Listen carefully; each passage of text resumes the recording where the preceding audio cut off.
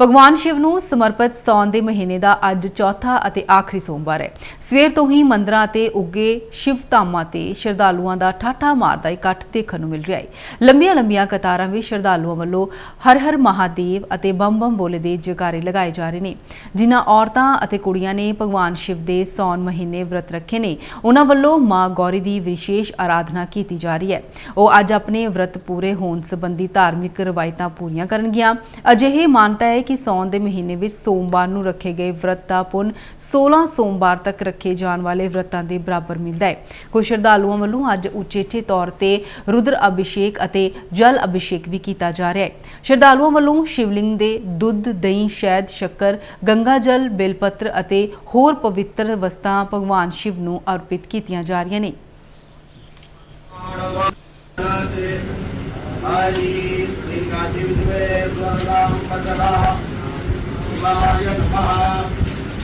अलंकरणार्थे अक्षतानि समर्पयामि। ओम त्र्यायुगं यावत्राणि समर्पयामि। ओम प्रियं धनुः कवचिनो विसर्जो मानव।